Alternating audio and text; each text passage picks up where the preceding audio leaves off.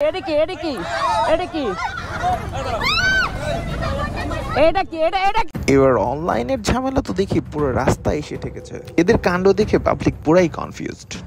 তো ভালো সম্পর্ক কিভাবে রাস্তায় মারামারিতে পরিণত হলো, চলুন দেখে নেই ঘটনাটা কি। কয়েকদিন আগেও মিথিলা আর রাকিব হোসেনের টিমের যাদের মধ্যে ছিল খুবই ভালো সম্পর্ক, তা কয়েকদিনের ব্যবধানে পরিণত হয়েছে রাস্তার মারামারিতে।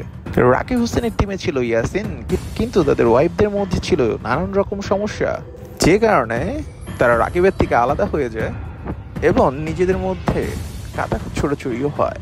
কিন্তু এই কাদা ছোড়াছুড়ি আর কতদিন? সেই কাদা ছোড়াছুড়ি অনলাইন থেকে পুরোপুরি এখন রাস্তায় মারামারিতে পরিণত হয়। রিসেন্টলি একটা ফেসবুক পেজ থেকে একটা ভিডিও ভাইরাল হয়, যেখানে দেখা যায় রাকিবের টিম সাথে মিথিলার মারামারি হয়েছে এবং মিথিলা রাস্তায় অজ্ঞান হয়ে পড়ে আছে।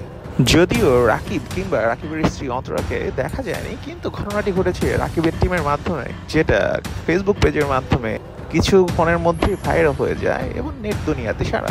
ঘটনার তদন্তে দেখা যায় রাকিবের টিমই মিথিলার গায়ে হাত তুলেছে। সবচেয়ে আশ্চর্যের ব্যাপার হলো এই সবগুলো ঘটনায় ঘটেছে পুলিশের সামনেই নিজেদের মধ্যে মারামারি হচ্ছিল এবং নিজেরা একজন আরেকজনকে ঘুষি মারছিল, যা দেখে দর্শকরা তো রীতিমতো মজাই নিয়েছে ভাই।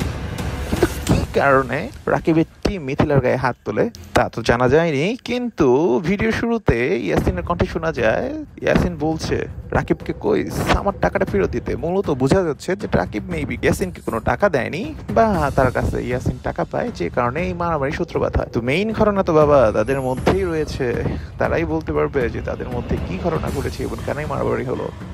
লেটস সি, হয়তো আপকামিং কোনো ভাইরাল ভিডিও দেখতে পাবো এই নিয়ে, এবং নিজেদের মধ্যে কাদা ছোড়াছুড়ি তো অনলাইনে থাকবেই।